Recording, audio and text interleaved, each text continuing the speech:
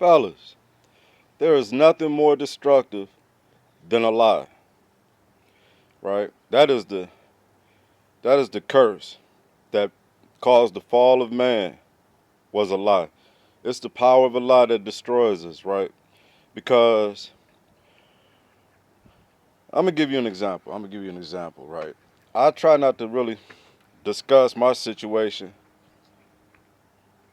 because I'm not a great communicator with stuff like that. That's why I tend to just be just blunt and I don't know how to really finesse language to be able to communicate my thought, you know, in the way that I wanted to come across. And so I'm the blunt kind of guy. I just got to be able to just say what I want to say, and it's not gonna come out the most polished ways, right? So, but that is what it is, and so, but I want to give you an example. In the book of Hosea, chapter 4, verse 6, it says that my people perish for lack of knowledge, right? This is what the Lord was speaking through the prophet Hosea, saying that his people perishes for lack of knowledge, okay? Now, that's in God's kingdom. That's the kingdom's wisdom. The worldly wisdom says what he don't know won't hurt him. That's a lie and a half right there, because what you don't know will absolutely hurt you. Okay? Now we know that women will look you right in your eyes and tell you that that baby is yours. They'll look at that baby in the eyes and say that's your father, right? We know women that everybody know a woman will lie herself to the grave, and we see more and more of that coming out every day, right?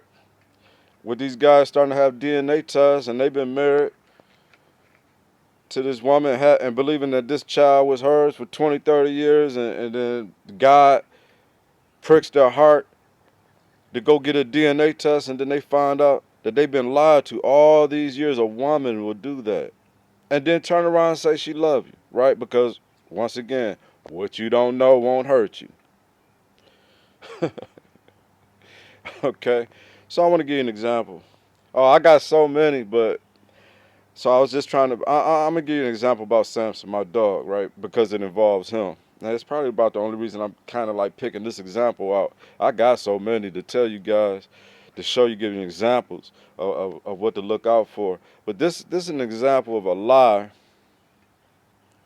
that destroys, right? Okay, so Samson, uh, uh, I got Samson back in 2015. Yeah, 2015. Okay, so yeah, he'll be 10 years this year. So it's been 10. It'll be 10 years. It's been 10 years. Samson, I got Samson. Okay, so at that time I was still married. My ex-wife, who's a witch. I'm gonna just throw that out there because that's the truth. Her daughter was living here. Her youngest daughter was living here at the time. So she came in the house and said, "Hey, Robert, there's a dog uh, behind our backyard, behind the back fence back there, right?" So I go outside, I look. It was Samson. He wasn't. I didn't name him Samson at that time. He was still a puppy, but he was in bad shape. I mean, you could just look at him and tell he was in bad shape, right? But at that time, I still had two animals. So I told her, I said, "Well, look, if he's out here in the morning, we'll do something about it." So get up the next morning, come outside, and yep, sure enough, he's still sitting in the same spot where he was at. Been sitting there all night. So anyway, I get him over the fence, and he has a million fleas, and he's half starved, and he was just in bad shape. So I nursed him back to health and named him Samson, and here we are 10 years later. Okay, now at this time, It's so many details I have to leave out because this is not the conversation for it. But at that time, when I thought that everything around me was what I thought this was my wife, and I thought this was my stepchild. I thought this was my home. I thought the church that I was going to. I thought this was my church family. I was thinking that everything was everything, right? I thought that Samson. So, I didn't have no reason to question, and I'm gonna tell you something. And the only reason because, how you doing, Bree? I see you got your hair done. Yeah, I need to get it did over. Okay, what you got going on? I ain't got nothing going on. Finna go check on my daughter. Okay. Okay. Well, you be safe. Okay.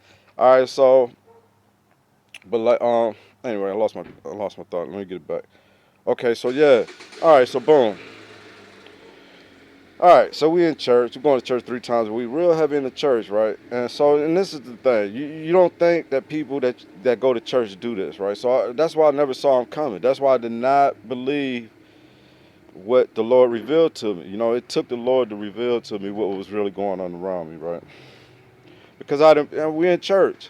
It would be different if we weren't going to church. You know what I'm saying? But the fact that we were so heavy in the church, and then these people, it's evil. I can't describe it no other way. But anyway, so we're in the church. I'm talking about Wednesday, Friday, Sunday, twice. Yeah.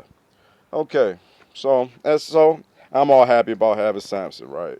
I've always wanted an all-white dog, and it's just I remember going to Sunday school.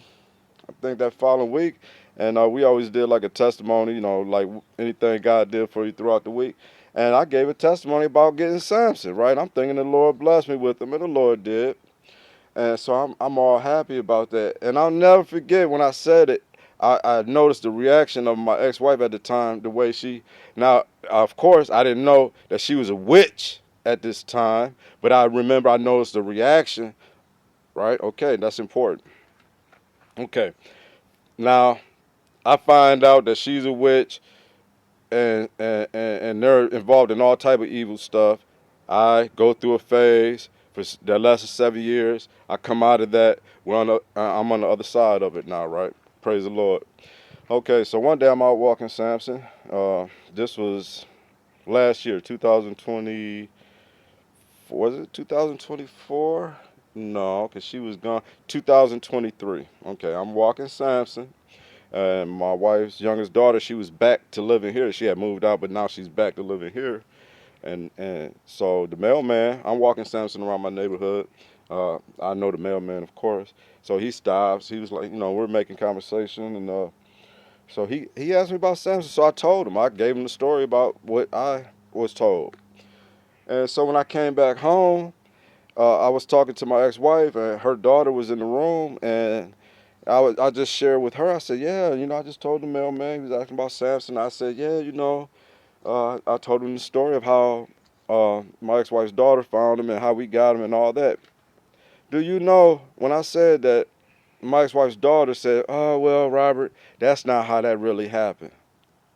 Well, what you mean? She said, well, I was actually playing. I was on some other stuff, and I brought him to the house, and that's all she would tell me.